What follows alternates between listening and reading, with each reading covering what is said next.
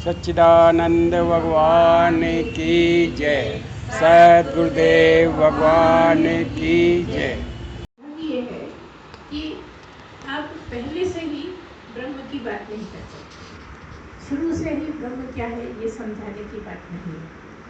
पहले आप जगत की बात करो, धीरे धीरे जगत की बात करते करते धीरे धीरे ऊपर ले जाओ, और ऊपर ले जाके अंत में ब्रह्म की बात करो। जगत की बात अगर नहीं करोगे, जगत की बात तुम नहीं जानोगे तो ब्रह्म को भी नहीं जान पाओगे। ये हम अक्सर बताया करते हैं कि जगत को बड़ी बारीकी से समझिए। जगत में गुम हो जाओ ऐसा नहीं है, जगत में डूब जाओ ऐसा नहीं है। डूबना तो ब्रह्म में ही है, लेकिन जगत को कोशिश करो हर चीज़ ज़्यादा नॉलेज बढ़ाने की, समझने की, सब कुछ देखने की बारीकी से। क्या हो रहा है, भगवान की कृति कैसी है। ये जो जगत है ये भगवान की कृति है, भगवान का बनाया हुआ है, भगवान के द्वारा बनाया हुआ है। तो पहले भगवान की बनाई हुई चीज़ों को देखो, अच्छे से समझो, है ना। धीरे धीरे समझते समझते फिर अपने को समझो। ये जो दिखने वाला है इसको समझो, इसको समझते समझते फिर और धीरे धीरे समझ चलो कि इसमें कौन रहता है जिसके कारण ये चलता है, क्या है इसकी गहन अध्ययन में नीचे, उसमें गहराई से डूब जाओ। गहराई से सोचते सोचते, बहुत से लोग ऐसे भी हुए हैं जो केवल सोचते सोचते सोचते सोचते ही जाग गए। महीनों सोचते रहे, सालों सोचते रहे, भगवान के बारे में सोचते रहे, गहन चिंतन मनन करते रहे और जाग गए ऐसी स्थिति में। तो ये सब जगत की ही बात है, पहले जगत को ही समझना है। कई लोग कहते हैं जगत को समझना क्या है, ब्रह्म की बात करो। ऐसा नहीं है, सब कुछ समझना पड़ेगा। आपको अंतःकरण भी समझना पड़ेगा, आपको देह को भी समझना पड़ेगा। नहीं तो इंद्रियों की बात क्यों होते। इंद्रियों की बात करते हैं ना, इसीलिए करते हैं कि पहले देह से शुरू करो। इंद्रियों को समझ के ये जानो कि ये मैं नहीं हूँ, देह को समझ के ये जानो कि मैं ये नहीं हूँ। और ऐसे समझते समझते पूरे देह की, इंद्रियों की, मन की, बुद्धि की, सबकी बात करते करते फिर बाद में आत्मा की बात करें। इसी प्रक्रिया को कहा जाता है अन्वय व्यतिरेक।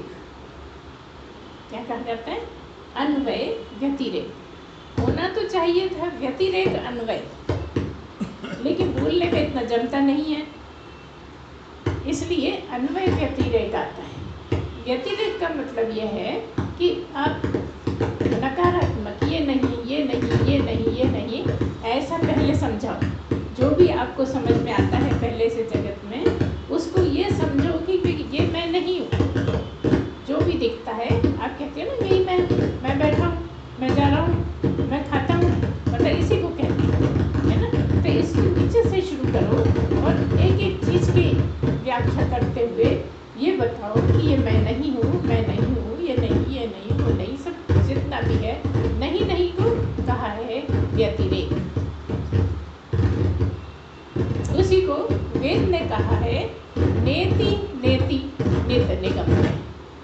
वेद में आता है ये कि नेति नेति नित निगम क्या है, न इति न इति न इति मतलब ये मैं नहीं हूँ, ये मैं नहीं हूँ, ये मैं नहीं हूँ, इसको कहा गया है व्यतिरेक। ठीक है।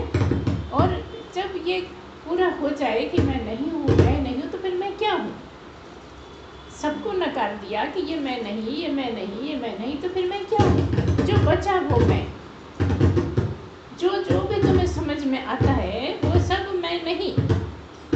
जो समझ में नहीं आ पा रहा है वही मैं, और जब वही मैं तो सब मैं। जब सब मैं हो गया तो ये हो गया अन्वय। ठीक है ना। अन्वय का मतलब है अंत में अन्वय की बात होती है, शुरू में व्यतिरेक की बात होती है। जो आप समझते हैं वो आप नहीं नहीं नहीं नहीं करते हैं, यहीं से शुरुआत होती है कि ये जो दिखता है ये मैं नहीं हूँ। फिर जो प्राण चलते हैं वो मैं नहीं हूँ। जो इंद्रियां हैं, 10 इंद्रियां हैं, वो मैं नहीं हूँ। कर्मेंद्रियां और ज्ञानेंद्रियां। कर्मेंद्रियां भी मैं नहीं, ज्ञानेंद्री भी मैं नहीं, और आगे चले तो मन भी मैं नहीं। इंद्रियों से ऊपर मन है, क्योंकि मन इंद्रियों को कंट्रोल करता है, इंद्रियों को ऑर्डर देता है ना। इंद्रियां तो कैसे, किसके कहने में चलती हैं? मन के कहने में। जो मन करता है वो इंद्रियों को ऑर्डर देता है। जैसे आपने कुछ अपने पसंद का फल देखा, कुछ अमरूद देखा, कोई अपने पसंद वाली चीज़ें, आम देखा, तो मन ने कहा चल खा। अब खा कैसे? तो इंद्रियों से कहता है कि चल, तो पैर चलने लगे, है ना। जब मन ने कहा कि आम खाना है तो आम लेने गए तो पैर चले, है ना। फिर हाथों ने उठाया, ठीक है ना। पैर, ये सब कर्मेंद्रियों का काम, कि पैर चलने लगे, हाथों ने उठाया और आगे मुंह ने चखा, ये ज्ञानेंद्री हो गई। मुंह ने चखा, जीभ ने चखा मतलब दांतों ने चबाया, मतलब मुंह ने चबाया। इस तरह से लगातार जितने भी ये समझ में आते हैं, ये मैं नहीं।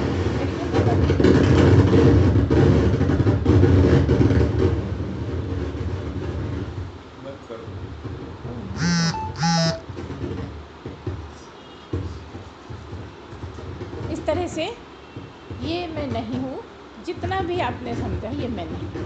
तो क्या अमरूद हूँ? नहीं, अमरूद तो बिल्कुल ही बाहर की चीज़ हो गई। इसमें ढूंढना है कि मैं क्या हूँ, है ना। धीरे धीरे ये जो दिखता है, जिसको मैं समझे बैठा हूँ कि ये मैं हूँ, उसमें ही आपको ये समझना है कि इसमें से जो भी समझ में आ रहा है वो मैं नहीं हूँ। उसके लिए आप लगातार चिंतन करते रहिए, मनन करते रहिए, समझते रहिए, कोशिश करते रहिए कि ये मैं नहीं हूँ। और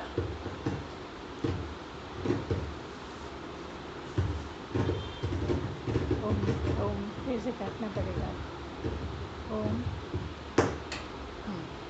अब ठीक है। इस तरह से आप व्यतिरेक का पहले करिए कि ये भी नहीं, ये भी नहीं, ये भी नहीं, तो फिर मैं हूँ क्या? यहाँ पर क्या है जिसके कारण मैं हूँ? वो कौन सा तत्व है जो मैं हूँ? यहाँ तत्वों की ही बात है। यहाँ जो आत्मा के जो सत्संग होते हैं, अध्यात्म का जो सत्संग होता है, अध्यात्म का मतलब भी ये है कि आत्मा और परमात्मा की चर्चा। जब भी आध्यात्म की बात होगी तो आत्मा परमात्मा की चर्चा ही आध्यात्म कहलाता है। उसमें आप राम की कर लो, कृष्ण की कर लो, लेकिन राम और कृष्ण के शरीरों की जो चर्चा है वो आध्यात्म नहीं है। शरीर में जो रहने वाला है, आजकल तो सभी को अध्यात्म कहने लगे हैं, लेकिन जो मुख्य है अध्यात्म का मतलब यही है कि आत्मा और परमात्मा की जो चर्चा है वही आध्यात्म है। इसी को समझने के लिए आध्यात्म की चर्चा होती है। तो कैसे करेंगे? आप लगातार इसको समझते रहेंगे, समझते समझते आपको हर चीज़ की ज़रूरत है। यहाँ कर्मेंद्रियों का भी समझना ज़रूरी है, ज्ञानेंद्रियों का भी समझना ज़रूरी है, अंतःकरण का भी समझना ज़रूरी है, और फिर अंत में आत्मा की बात आएगी जो समझ में आता ही नहीं। क्योंकि समझ में नहीं आता, इसलिए बार बार यही चर्चा चलती है। हमारे गुरुदेव भी यही कहते हैं कि ये कोर्स बड़ा छोटा है, बहुत ज़्यादा नहीं है इसमें कोर्स। जैसे ये भागवत कथा होती है 7 दिन 9 दिन, तो कितना कुछ उसमें चलता है। राम की भी कथा आ जाती है, कृष्ण की भी कथा आ जाती है, और बहुत सारी कथाएं आ जाती हैं। कथाओं के ही से ही आपको समझाने की प्रयत्न किया जाता है, आसानी से समझ में आ जाए इसलिए। लेकिन यहाँ थोड़ा सा और ऊपर का है, ज़्यादा दिमाग का काम है। शुरू में दिमाग से ही समझना पड़ता है। जब भी आप आध्यात्म को समझने की कोशिश करेंगे तो शुरू में तो दिमाग का ही, बुद्धि का ही काम है, और इसीलिए बुद्धि को विवेकमती बनाया जाता है। तो यहाँ हम बात कर रहे थे कि पूरी जो कर्मेंद्रियाँ हैं वो मैं नहीं हूँ। कर्मेंद्रियाँ जो भी हैं, कौन सी हैं? 5 कर्मेंद्रियाँ हैं। मुंह है, हाथ है, पैर हैं, 3 हो गई, और मल मूत्र विसर्जन की जो जगह हैं वो ऐसे 5 हो जाती हैं। तो पाँचों ही, इनमें से कोई भी मैं नहीं। फिर आता है ज्ञानेंद्री। अभी हमने आपको एक बार बता दिया ज्ञानेंद्रियों का क्या है। 5 ज्ञानेंद्रियाँ हैं। कौन कौन सी 5 ज्ञानेंद्रियाँ हैं? चक्षु हैं, और जिह्वा है, कर्ण है, रसना है और पूरे शरीर की त्वचा है। ऐसे 5 ज्ञानेंद्रियां हैं। तो इनको भी ठीक से सोचते समझते किस इंद्री का क्या काम है, और धीरे धीरे इसको भी नकार देते हैं कि ये मैं नहीं हूँ। आगे चलो तो मन की बात है। मन भी मैं नहीं हूँ। क्यों? क्योंकि ये सब इंद्रियों का हेड है और मन के अनुसार इंद्रियां चलती हैं। फिर और आगे चले तो ये जो मन है ये अंतःकरण में ही आता है। अंतःकरण सीधा कह दो अंतःकरण की बात, या आप चारों की बात कर दो, या अंतःकरण कहकर कह दो कि 4 हैं। उसमें अंतःकरण के अंतर्गत 4 हैं, मन, बुद्धि, चित्त, अहंकार। तो मन मैं नहीं, बुद्धि भी मैं नहीं, या चित्त मैं नहीं। पहले चित्त रख दो या बाद में चित्त रख दो, चलता है, ठीक है। चित्त का क्या मतलब है? जो भी आपके पास याददाश्त भरा है, जो भी आपको हर तरह की चीज़ें जो 5 ज्ञानेंद्रियों से समझ में आता है, वो सब 5 कर्मेंद्रियों के कर्म, 5 ज्ञानेंद्रियों का कर्म, जगत, सारा कुछ जो कुछ सारे जीवन में करते हैं या किया है, वो सब आपके चित्त में रखा है। इसलिए कई बार चित्त पहले भी आ जाता है, मन के बाद चित्त, और फिर बुद्धि, और फिर अहंकार। तो मन में नहीं, चित्त में नहीं। चित्त तो आपका खजाना है, मैं कैसे हूँ? आपके पास अगर खजाना रखा है घर में, तो आप खजाना थोड़ी हो सकते, आपका खजाना हो सकता है ना, लेकिन आप खजाना नहीं हो सकते। फिर खजाना, इसके बाद चित्त के बाद बुद्धि। बुद्धि भी मैं नहीं। बुद्धि का क्या काम है? निर्णय लेने का काम है। तो बुद्धि निर्णय लेती है, किसके? जो मन कहता है उसमें से किसी एक बात का निर्णय लेती है, वो बुद्धि है, ये भी मैं नहीं। फिर आगे चलो तो क्या बचा? अहंकार। अहंकार मतलब मैं, जो दिन भर मैं करते हैं, इसका भी विश्लेषण ठीक से करिए, समझिए कैसा क्या है, तब फिर आप उसका भी निर्णय लीजिए कि ये मैं जो है ना, ये भी मैं नहीं। यहाँ तक बात है कि बात मैं की ही हो रही है कि मैं कौन हूँ, लेकिन जो मैं है वो मैं नहीं।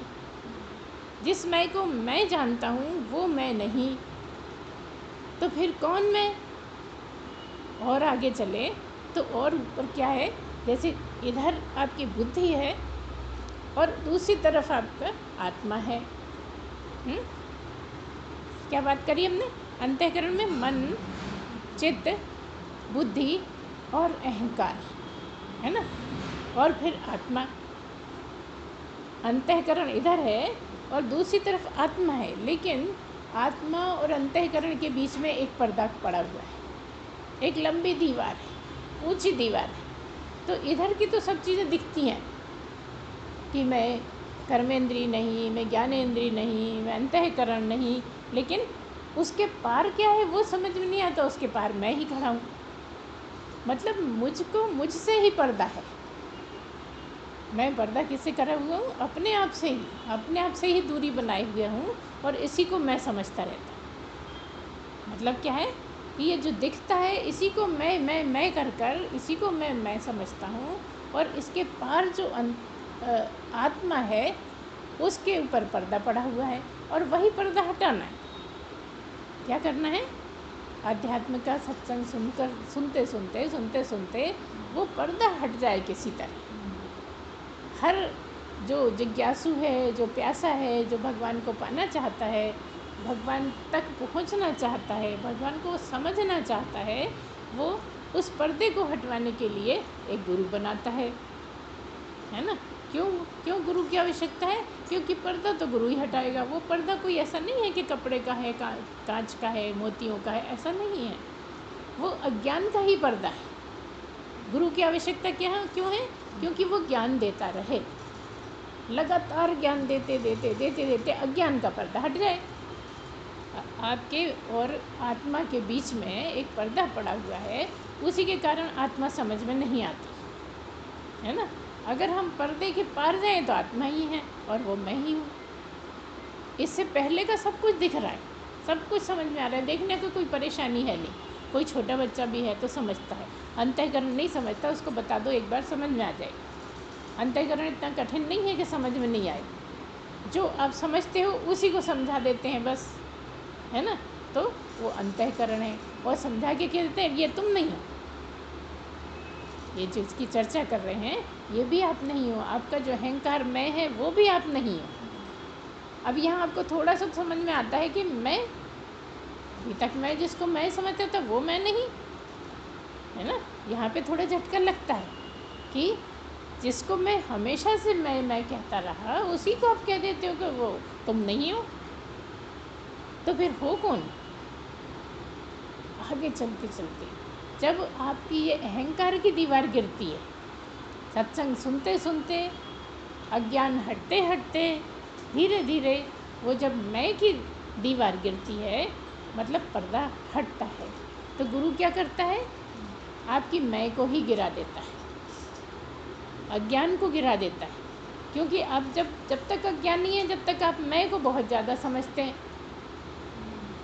जिसकी जितनी बड़ी मैं उतना ही बड़ा अज्ञानी, समझिए आप। क्योंकि मन तो एक है, समझ में आ गया, बुद्धि है, समझ में आ गया, चित्त है, समझ में आ गया, लेकिन मैं समझ में नहीं आता, और मैं ही सबसे बड़ी मैं खड़ी हुई है। तो आप सीधी सी बात समझ जाइए कि जिसकी जितनी बड़ी मैं है उतना ही बड़ा अज्ञानी है।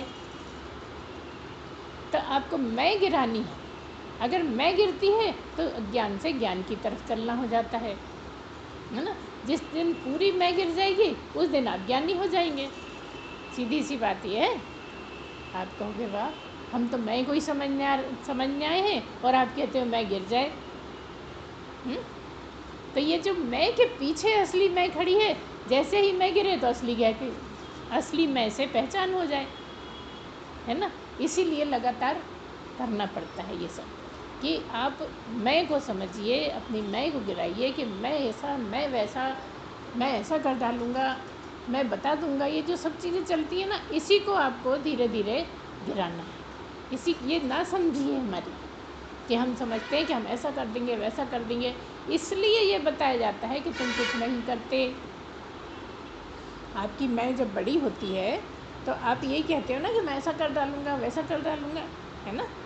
अभी कहा ना, जिसकी जितनी बड़ी मैं है ना, जितनी बड़ी मैं उतने ही करने की बात करता है, करे चाहे कुछ नहीं, लेकिन करने की बात करता है, ऐसा कर दूँगा, वैसा कर दूँगा, मजा चखा दूँगी, तरह तरह की यही तो भाषा चलती है ना।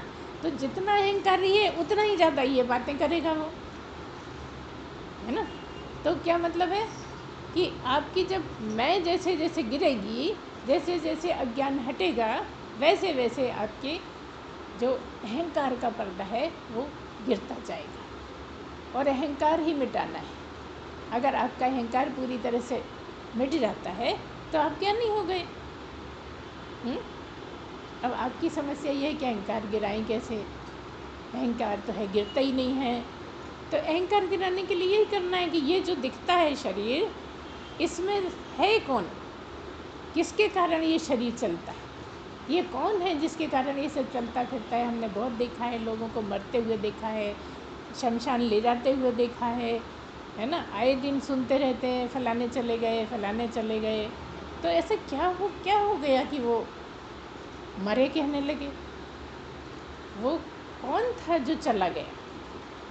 जब मरे को क्या कहते हैं कि वो चले गए, कहाँ चले गए, परलोक से धार गए। वो परलोक से धार गए, तो ये जो पड़े हैं ये कौन है, किसको शमशान ले जाना है ना। तो ये किसको शमशान ले जाना है, यही तो समझना है। और कौन था जो चला गया, जो चला गया वही असली मैं। कौन चला गया, जैसे मान लो किसी का नाम गोपाल है, पूछा तो कहने गोपाल तो चले गए, और 11 बजे शमशान ले जाना है। अक्सर 11 बजे का ही टाइम होता है ना। तो 11 बजे ले जाना है, तो फिर ले जाना किसको है। वो जो रह गया, वो जो पाया था, वो जो हमने पकड़ा था, वो छोड़ दिया और हम चले गए, यही मतलब है ना। जो भी गोपाल हैं, गोपाल जी चले गए, और जो पकड़ा था वो रह गया। लेकिन हम क्या कहते हैं कि ये मैं हूँ और मेरी आत्मा है। यही शुरू से सोचते आए हैं ना कि ये मैं हूँ और मेरी आत्मा बड़ी दुखी है, मेरी आत्मा तो बहुत परेशान है, मेरी आत्मा तो बहुत अशांत है ना। कई लोग कहते हैं हम आत्मा को शांत कराएंगे, हमारा प्रवचन सुनो, हम आत्मा को शांत कराएंगे। तो अब अशांति है कहाँ, ये समझने की बात है। क्या आत्मा में अशांति है? आत्मा अशांत हो सकती है कि आत्मा तो एक ही है और वो सब में है। महात्मा में भी वही आत्मा, कृष्ण में भी वही थी, राम में भी वही थी, है ना। तो आत्मा अगर अशांत होती तो सबकी आत्मा अशांत होती। तो फिर कौन है अशांत? बोलिए, अशांत कौन है? मन है। गंदा कौन है? मन है। चंचल कौन है? मन है। परेशान कौन है? मन है। आत्मा न परेशान है, न सुखी है, न दुखी है, न गंदी है, न आती है, न जाती है। तब भी कह दिया चले गए। अब यहाँ समझने की बात है कि कहा कि वो चले गए, तो कौन चले गए? जब आत्मा सभी की एक ही है, जब एक ही है, पूरे ब्रह्मांड में है, तो वो कहाँ जाए और कहाँ आए? कहाँ से जाए और कहाँ से आए, है ना। ये सोचने में अगर चिंतन मनन करोगे तो समझ में आएगा कि जब सबकी एक ही आत्मा है और आत्मा का ही समुद्र है, तो फिर ये अलग अलग क्यों? यहाँ समझने की बात है कि अंतःकरण के कारण अलग अलग हैं।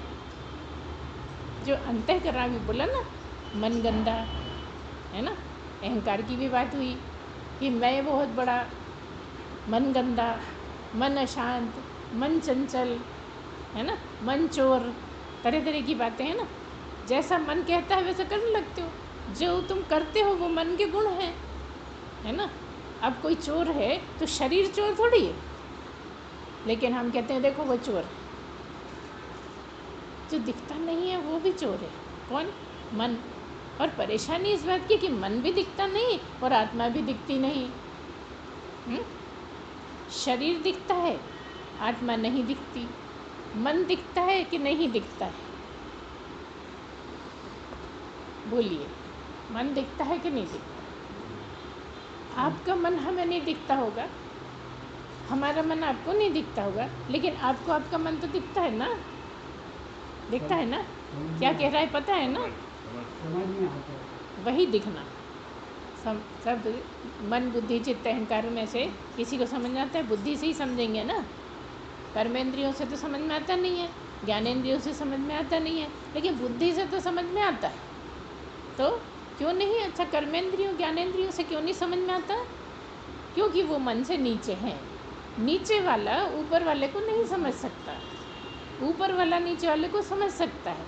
तो बुद्धि मन से ऊपर है, इसलिए बुद्धि मन को समझ लेती है ना।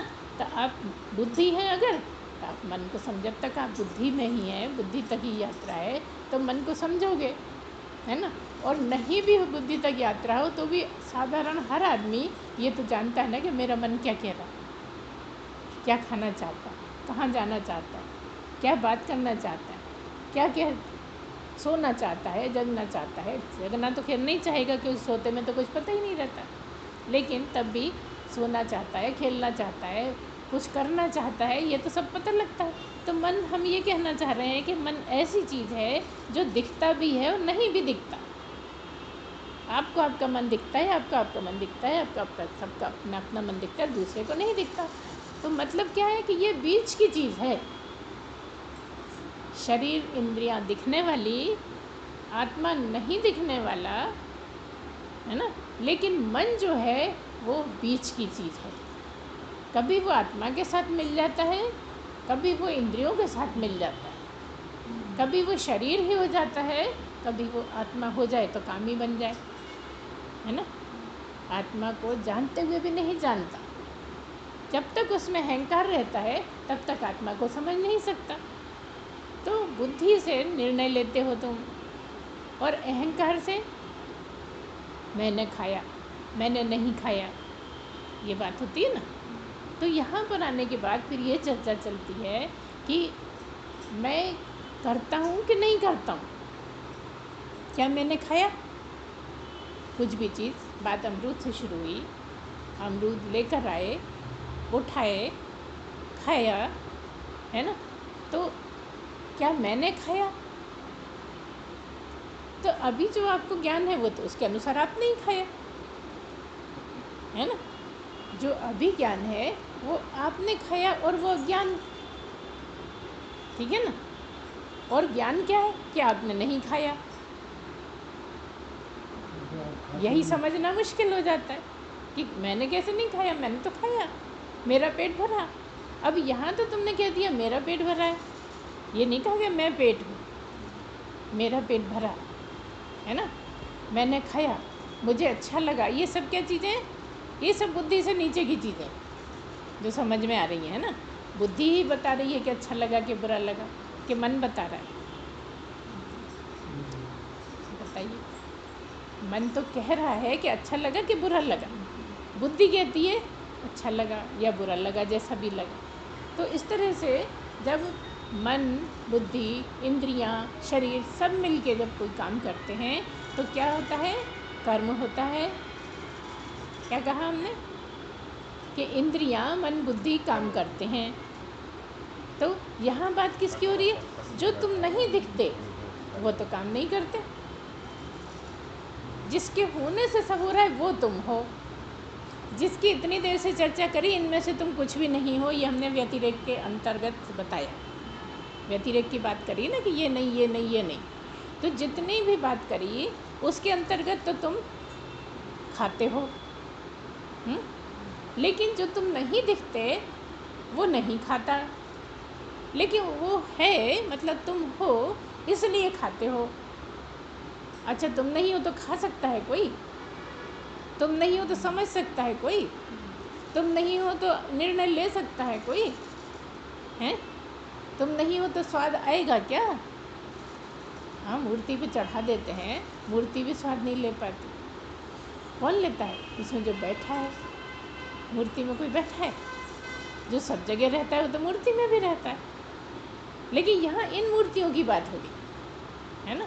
इसमें जो रहता है, जो वो तत्व जिसके रहते आप स्वाद ले पाते हो, आँखों से देख पाते हो, नाक से सूंघ पाते हो, मुंह से, जीभ से चख पाते हो, और शरीर की त्वचा से आप सब छू सकते हो, या जो छूलने में आता है। जैसे हवा है, हवा छूलने में आती है ना? और ऊपर जाओ तो आकाश, आकाश में तो कुछ भी नहीं। आकाश में आप ये नहीं कह सकते कि छूलने में आता है, आकाश को आप ये नहीं कह सकते कि देखते हैं। पंचतत्व की बात अगर करें तो हमने नीचे के इसलिए छोड़े कि नीचे का तो आपको समझ में आ रहा है कि ये पृथ्वी है, ये जल है, ये अग्नि है, यहाँ तक दिख रहा है। हवा का दिखती तो नहीं, लेकिन छूलने में तो आती है, इसलिए त्वचा का काम।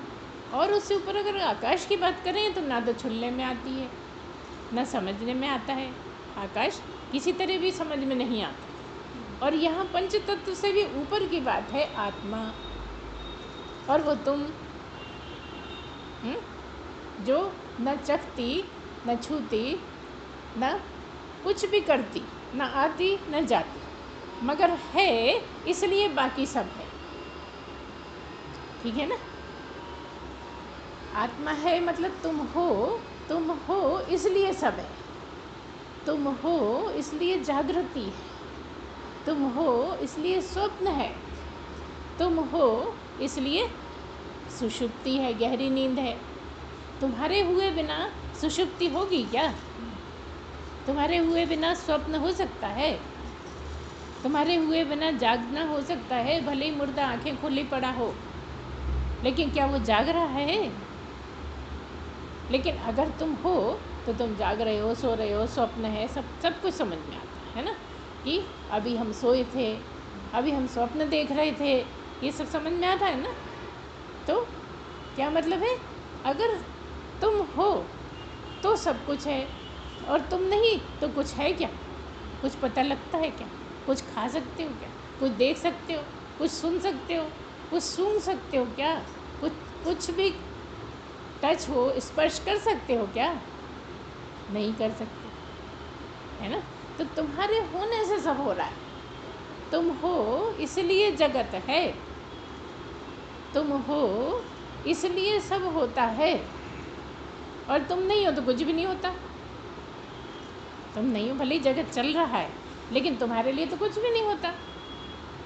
ये हमने क्यों बताया कि तुम करता नहीं, तुम हो तो, लेकिन तुम करता नहीं। करने वालों की बात हमने पहले कर ली। कर्मेंद्रियां करती हैं, ज्ञानेंद्रियां करती हैं, लेकिन तुम कुछ नहीं करते। तुम्हारे होने से सब अपना अपना काम कर रहे हैं, है ना। क्या बोल रहे हैं हम? तुम्हारे होने से वो तुम कौन, जो पर्दे के पीछे, जो अभी दिख नहीं रहा, जो अभी पर्दा हट नहीं पा रहा, वो तुम। पर्दे के पीछे होते हुए भी सब तुम्हारे होने से ही हो रहा है। तो क्या करें? करना क्या है?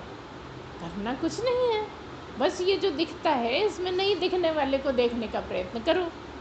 अब यहाँ देखना किस सेंस में है? समझने का। वो दिखेगा नहीं, तुम दिखते नहीं हो। तुम्हारा होना तो समझ में आता है, लेकिन तुम दिखते नहीं हो, है ना। तुम कैसे दिखते हो? तो तुम पलक झपक रहे हो तो तुम दिखते हो। देखो, पलक तुम नहीं, आंखें तुम नहीं, शरीर तुम नहीं, लेकिन पलक झपकने से तुम हो, ये समझ में आ रहा है। तुम उबासी ले रहे हो तो समझ में आ रहा है कि तुम हो, है ना। तो उस तुमको, जिसके होने से पलक झपक रही है, जिसके होने से तुम हमें देख पा रहे हो, उस मैं को ढूंढना है। और उस मैं को ढूंढते ही, उस मैं को समझते ही आप पूर्ण ज्ञानी हो जाते हैं। तो पहले आप इन सब को समझिए। मतलब इसको समझने का क्या मतलब है? इनको हटाते जाइए, हटाते जाइए। जैसे जब आप बीनने बैठते हो, कुछ गेहूँ चावल कुछ भी चीज़ें बीनने लगते हो, तो सब हटाते जाते हो ना। कि सोचते हो कि नहीं, ये ईंट का टुकड़ा है, इसको नहीं हटाएं। कंकड़ पत्थर ईंट कचरा सब हटाते जाते हो, तो क्या बचता है? गेहूँ बच जाता है। ऐसे ही यहाँ पे सब कुछ मिला जुला है। बहुत खिचड़ी है। खिचड़ी बनाते हो तो दाल चावल दो ही चीज़ें रहती हैं, लेकिन यहाँ इतनी ज़्यादा खिचड़ी है कि सारी चीज़ें अलग करनी पड़ती हैं।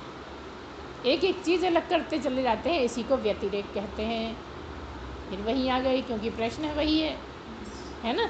और जब आखिरी में बचता जो है वो है अन्वय, और वही वही बचता है, वही वही है, उसके अलावा कुछ नहीं है। हर जगह वही है, सब जगह है यही अन्वय। इस तरह से समझते समझते समझ में आ जाता है कि ये जो है वो समानता से सब जगह भरा हुआ है, और तब भी अलग अलग क्यों लगते हैं? क्योंकि सबका अंतःकरण अलग अलग है। इतना समझते ही आपका अज्ञान का पर्दा हट जाता है और आप पूर्ण ज्ञानी हो जाते हैं। समय हो गया है, इसलिए आज यहीं बंद करते हैं। बोलिए सच्चिदानंद भगवान की जय।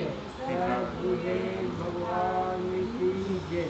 ओम पूर्णमदः पूर्णमिदं पूर्णात् पूर्णमुदच्यते पूर्णस्य पूर्णमादाय पूर्णमेवावशिष्यते। ओम शांति शांति शांति। सच्चिदानंद भगवान की जय। सद्गुरुदेव भगवान की जय।